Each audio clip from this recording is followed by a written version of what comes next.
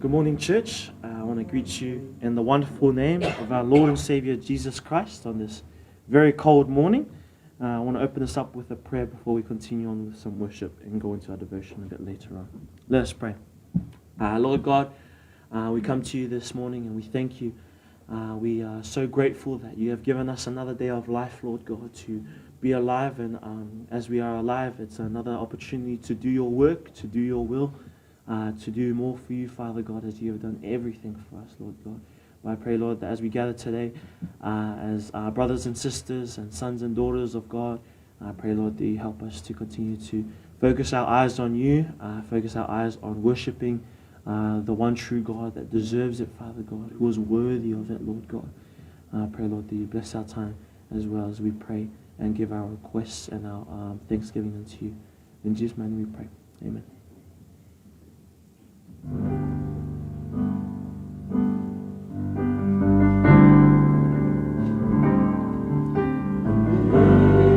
Amazing grace, how sweet the sound that saved a wretch like me.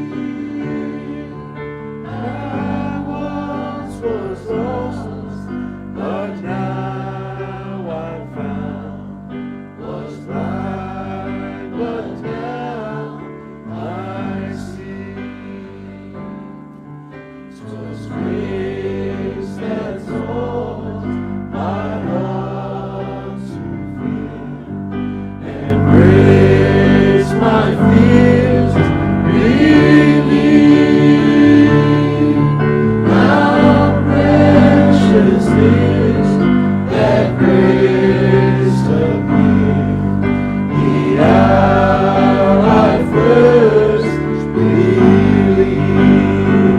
My chains are gone, I've been set free. By God my Savior has ransomed me. And like a flood, His mercy reigns, unending love, amazing grace. Talão no tanga, afasta o toau, lê a tua fala, é só que eu validado. Lata feba, dona galere, alo falerunga, alo fatsunoa. Chains are gone, I've been set free.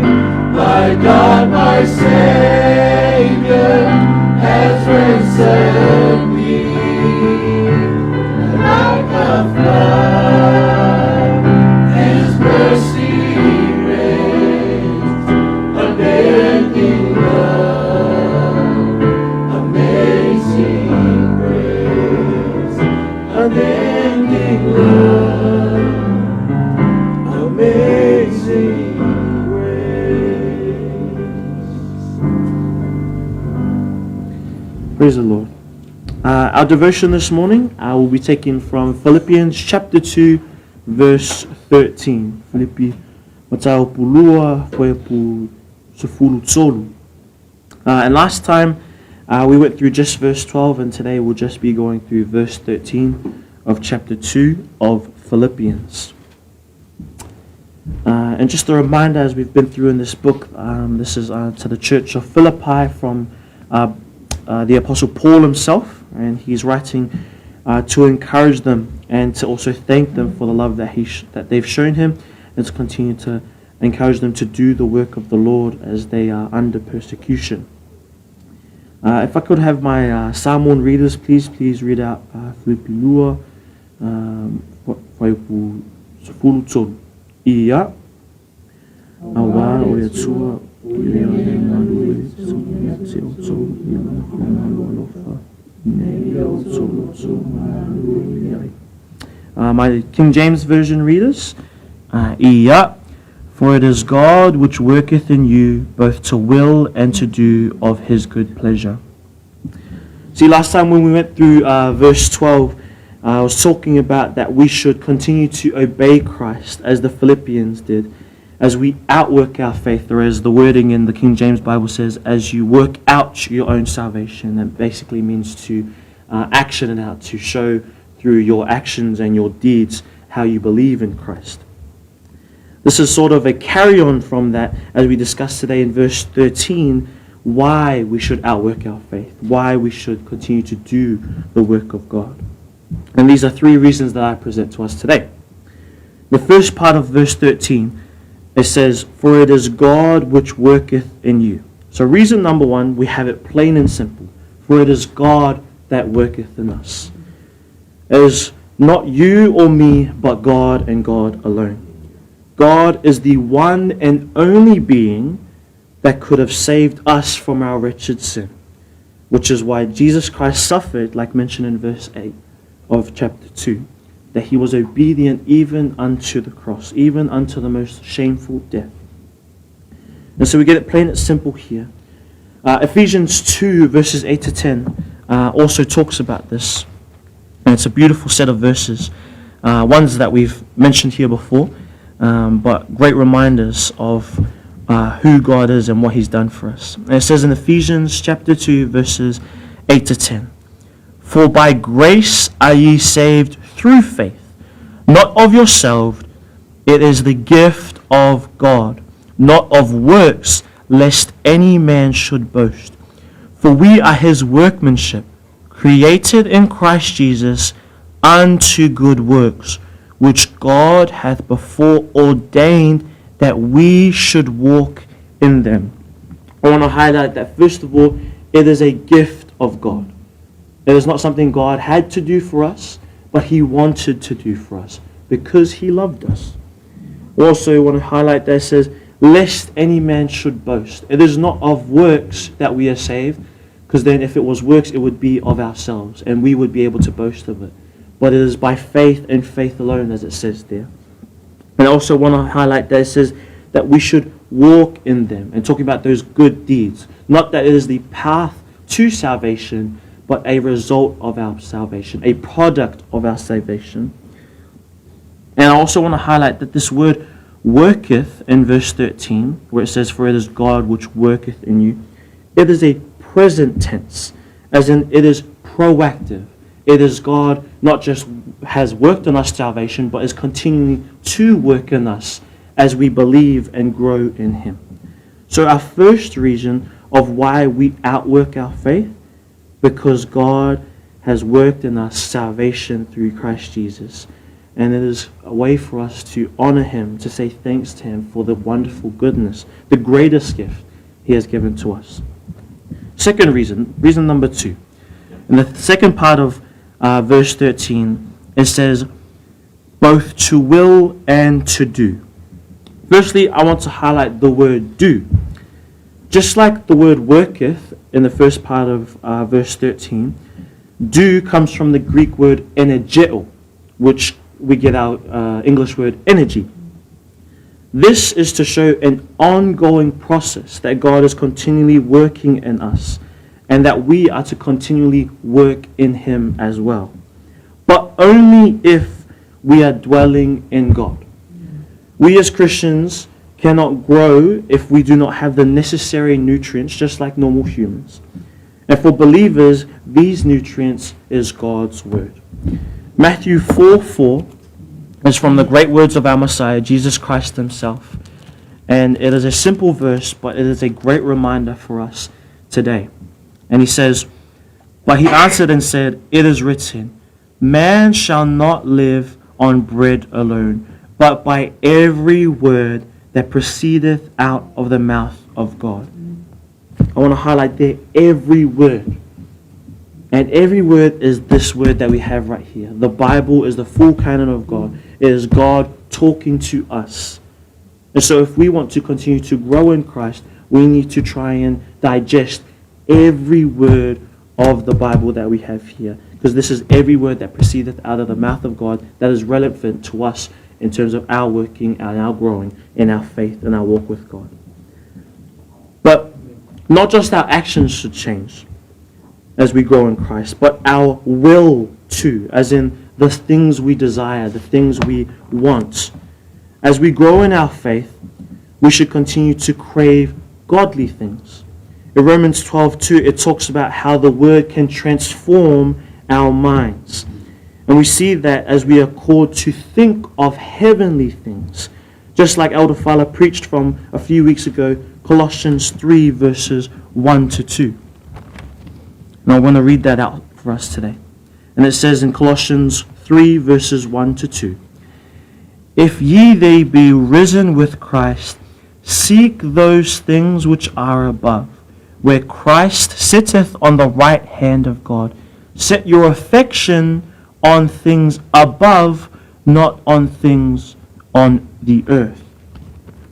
And so we get here that we are to think of godly things. We are to set our mind on things of eternal value, sharing the gospel, edifying the brethren. These are two things that have eternal value because they benefit the kingdom of God.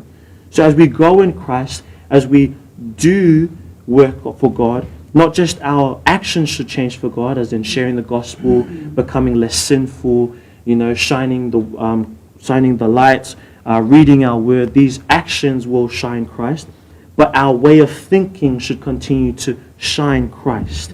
As we digest the word, we would continually want to think more like how God wants us to think. And those are things of eternal value, like sharing the gospel, like edifying the brethren. So a second reason for us to work for God is because we follow God's example, and we must actively do the will of God and want the will of God as we are changed for Christ. And in verse 13, the third part of verse 13, the last few words, it says there, "of his good pleasure." Of his good pleasure. As we wrap up, we end on one of the greatest reasons to work for God, because it pleases him. And sometimes that's all you need, to please God. That's the greatest thing we can do as humans. It's the greatest form of achievement we could ever attain. Not bachelors, not being a prime minister, not being a CEO, none of that. If it doesn't please God, it's pointless. These few words is one of the greatest reasons as why we should work for God, because it pleases him. But we hear in Hebrews 11 verse 6, it talks about how we cannot please God without faith. It is only by faith in which we can please God. We also know from James 2:17, if faith doesn't have actions, it is meaningless. And so we are to outwork our faith for it to be active and alive so that it may be pleasing unto God. Therefore, if we have faith in God, let us outwork that so that it may actively please our God. Reminder, works isn't a way to salvation. We never want to preach that here. But it is a result of our salvation. It is a result of us coming to God, recognizing how wretched we are, being saved by the wonderful grace through Jesus Christ on that cross, his death, burial, and resurrection, and our desire to want to please him, our desire to want to do his will, our desire to want to honor him for the great things he has done for us. So our third reason to work is for the pleasure of our Father in heaven. See, in verse 12, we talked about the importance of working out our faith. And then through verse 13, we have discussed some reasons of why we work out our faith. Firstly, to honor what God did on that cross. Secondly, to do the Father's will, for he wants us to work. He desires for us to work, to do the things that he desires for us to do. And thirdly, to please our Almighty God, our Creator, our Savior and our Lord, the Alpha and the Omega, the one living God. For who wouldn't want to please him? A good God like that, who has given us everything even though we deserve nothing. So that is our devotion for this morning, brethren. I pray that you would be encouraged as we continue to try and do the work of God, as we actively try to live out his will. Let us remember these different reasons to honor Him, to do His will, and to please Him most of all. I'll end us off with a prayer before we go into another song and our corporate prayer. Let us pray. Father God, we thank you once again, for we should never get tired of thanking you, Father God, for we have been given the opportunity of life and life eternal through your Son, through your grace, and only by you and your mercy have we been able to have salvation, Father God. And we thank you, Lord, that through salvation we also have a relationship with you, Father God. We are able to call you Father. We are able to have your ear when we are down and out, Father God, and when we have requests. But we know, Lord, that you're not just some vending machine that dispenses answers to our prayers, Father God, but you are a person we have a relationship with. You are a God that we can fellowship with, Father God. And so we thank you, Lord, that we also have these wonderful encouragements from your Son Paul from many thousands of years ago, Father God, that is still relevant to us today, Father God. That's still relevant to our walks today, Father God. And I pray, Lord, that you continue to please help us, please, God, for we need your help.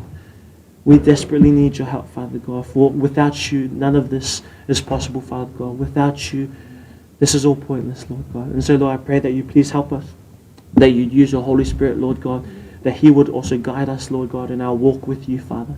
That you please help us to continue to honor you for the wonderful things you have done for us, Father God, to continue to help us to desire the things of God, the eternal things of the things of eternal value, Father God. And I pray, Lord, that you help us to please you most of all, for that is one of the greatest honors that we can have as humans on this earth, Father God. So I pray, Lord, that you please guide us and protect us throughout this day according to your will. In Jesus' name we pray. Amen.